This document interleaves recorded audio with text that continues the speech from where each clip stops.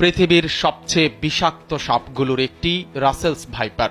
কয়েক বছর আগেও বাংলাদেশে এই সাপের নাম খুব একটা শোনা যেত না, অথচ এই মুহূর্তে দেশ জুড়ে ভয়ঙ্কর এক আতঙ্কের নাম হয়ে দাঁড়িয়েছে রাসেলস ভাইপার। দ্বীপ জেলা ভোলাতে এই সাপের দেখা মিলছে প্রতিদিনই। ঘরের মধ্যে ঢুকে পড়ছে এই সাপ, দেখা মিলছে খাটের নিচে।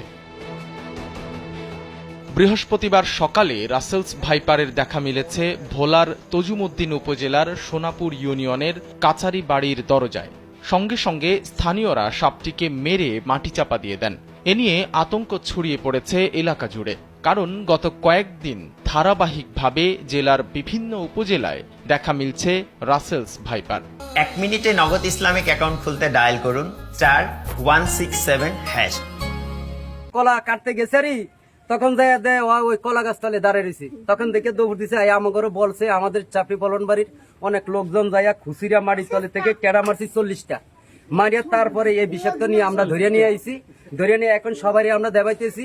যার যার সামনে পরে সবাই সতর্ক থাকবো, পাইলে ওরে কি মারতে হবে।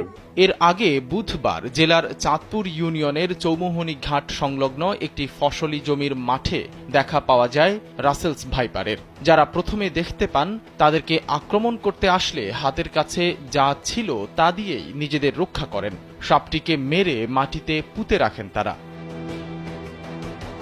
ভোলায় কয়েকদিন ধরে টানা এভাবে দেখা মিলছে রাসেলস ভাইপারের। এর মধ্যে মঙ্গলবার সবচেয়ে ভয়ঙ্কর ঘটনাটি ঘটেছে দৌলত খান উপজেলার ভবানীপুর ইউনিয়নের 1 নম্বর ওয়ার্ডের জালুমাছির বসত ঘরে।